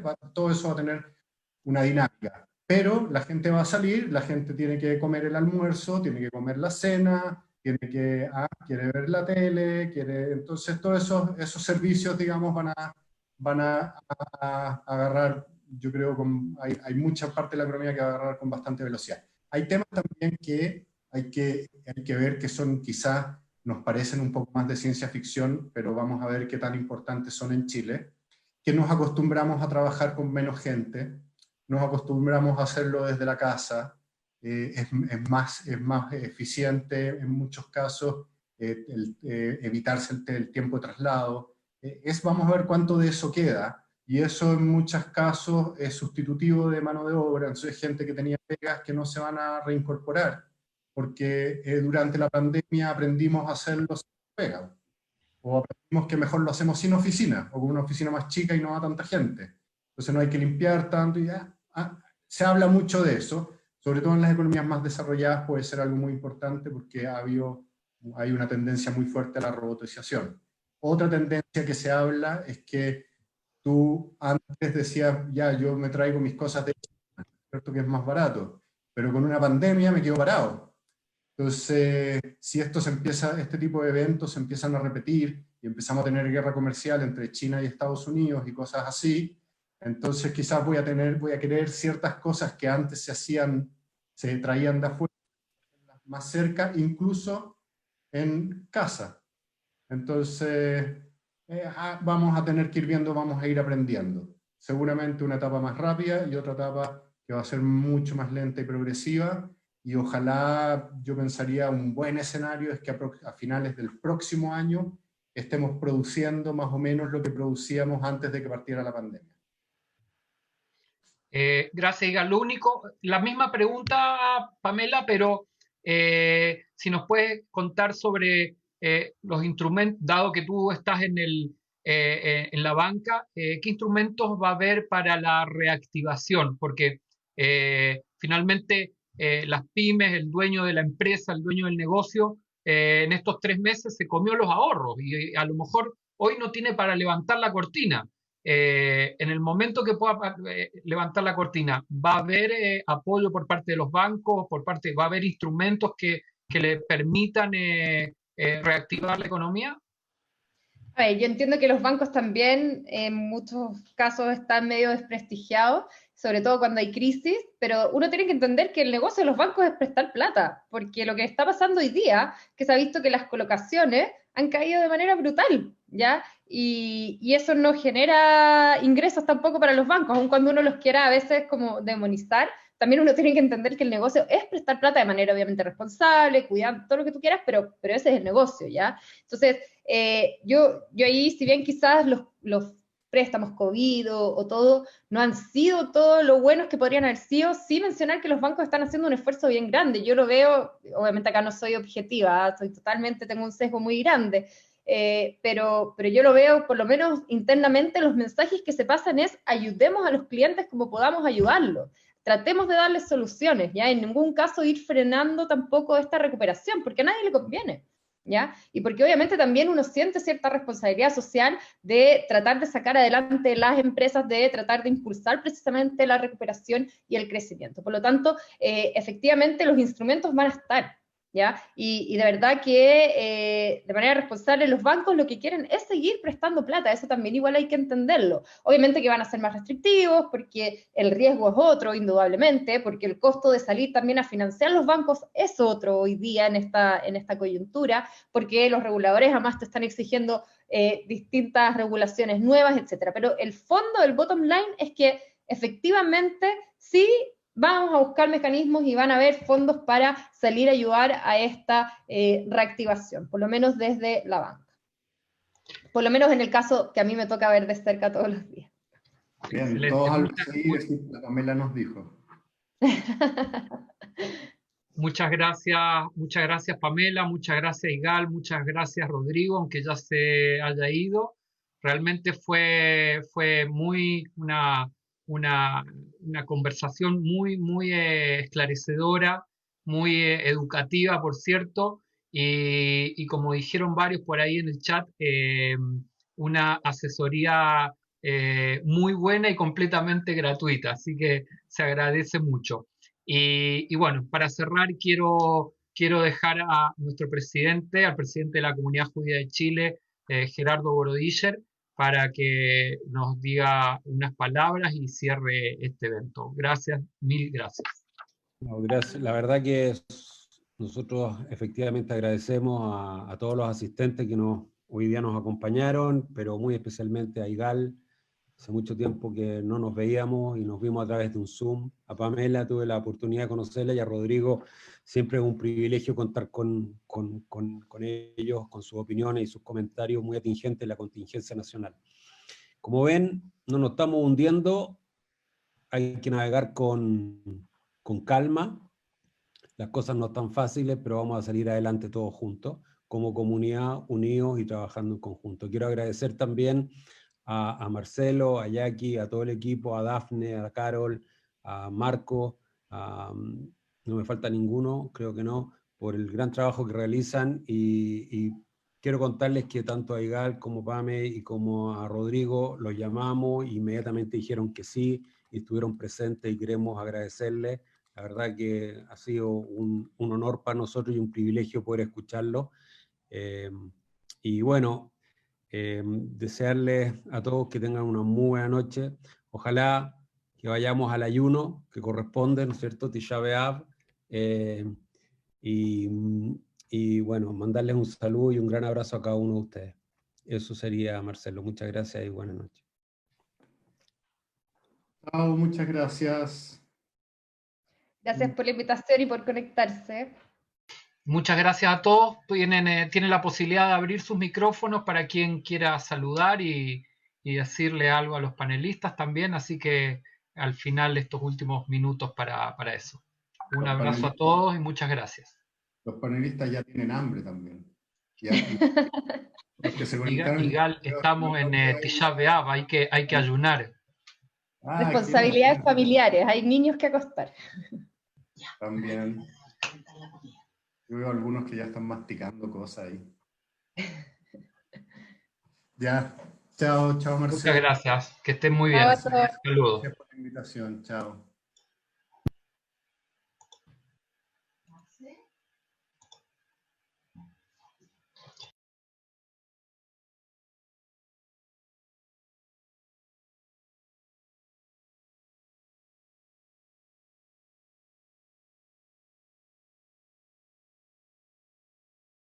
Hoy no.